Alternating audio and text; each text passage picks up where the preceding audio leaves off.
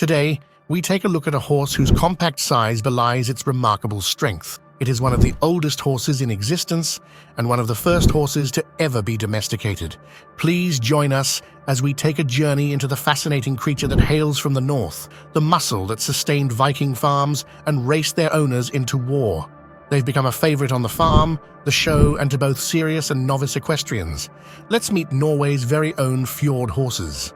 Officially, the Fjord Horses are the oldest horse breed on record. Around 4,000 years ago, they were domesticated from the Przewalski horses, also known as the Mongolian steppe horses. Somehow the Norwegians came upon them and started using them mostly as draft and pack animals. The name fjord means where one fares through, or travel. 1,000 years later, when the Vikings started to build their reputation as fierce warriors, the fjord began to ride them into the battlefield too. The original wild steppe horses strongly resembled donkeys and ponies, with their stocky builds and shorter legs. It's this robust build that gave them their value. They are incredibly strong. Unlike modern horses that always run the risk of breaking their thinner and longer legs in hard work or on uneven ground, the fjords could handle a bump and a bruise just fine. Just imagine a Viking, renowned for their gigantic heights, in full battle gear, complete with swords, shields, and axes.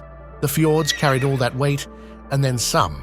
They made up for that short size with pure muscle. And finally, 2,000 years after they were first brought into contact with humans, the process of selectively breeding them started.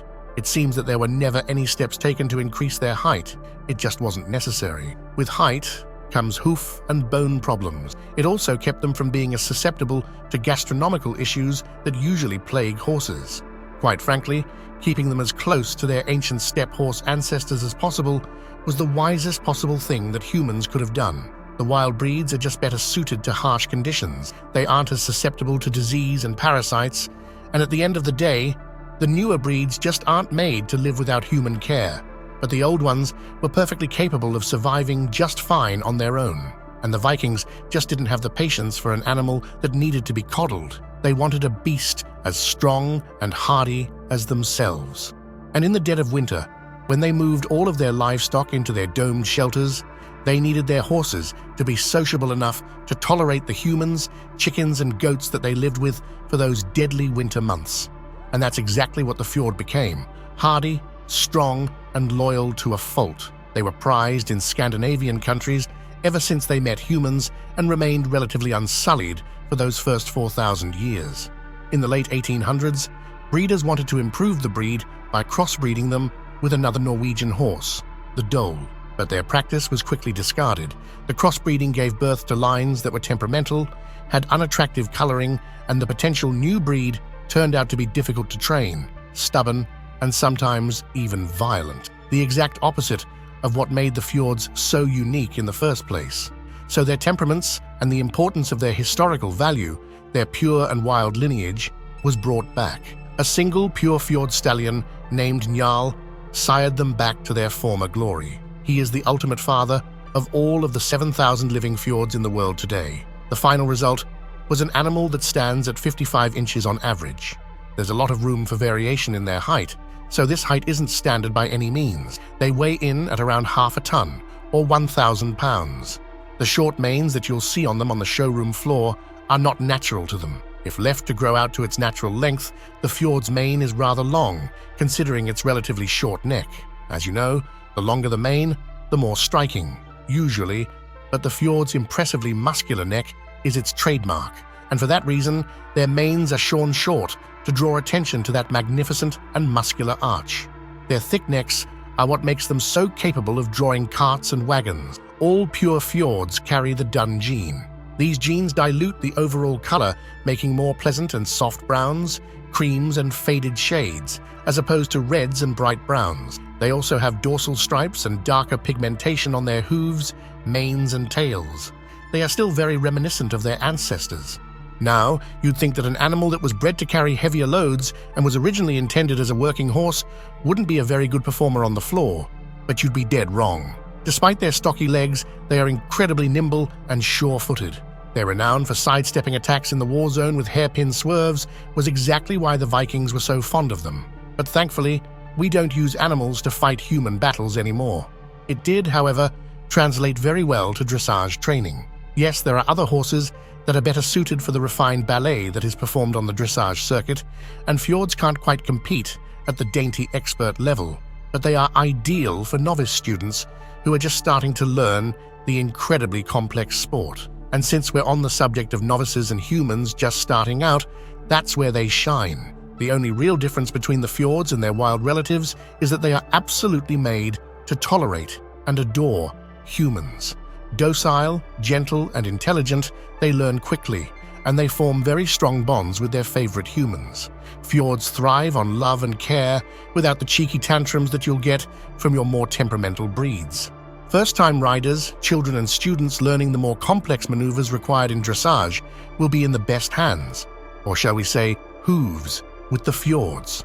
They are one of the few breeds that have the patience to tolerate mistakes and nervous jitters from their riders.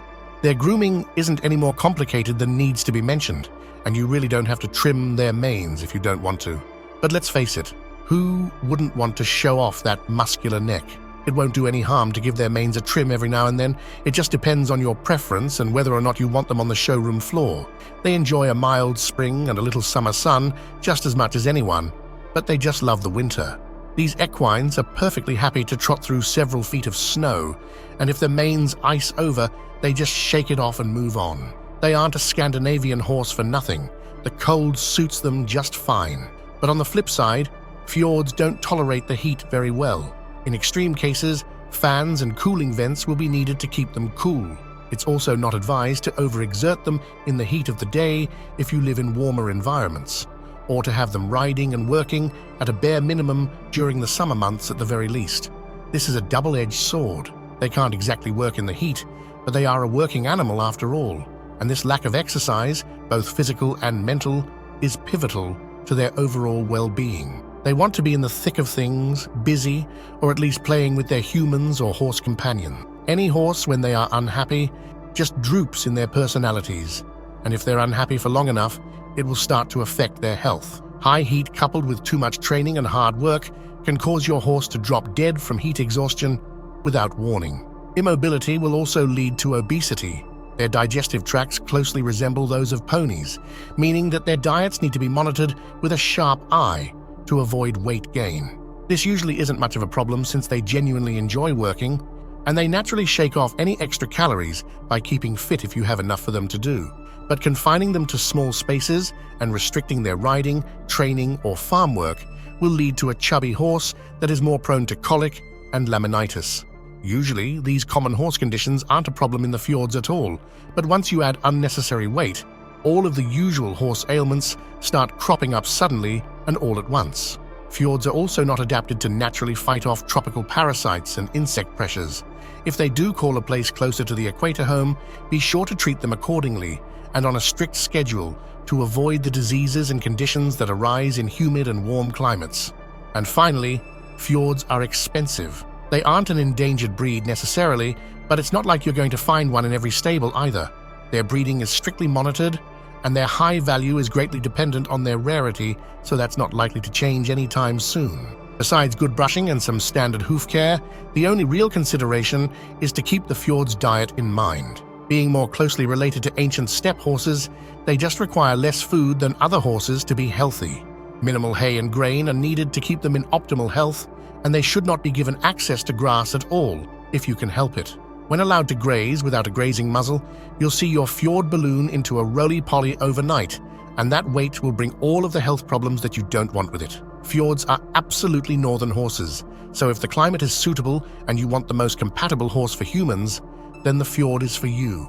Their curious and sweet natures remind their handlers of inquisitive children who love nothing more than to do a good job for the ones they love. If ever there was a good boy outside of the canine world, that would be the fjord, and it takes a heck of a lot to stress them out or overwork them. The more work, routine, and love you can give them, the better.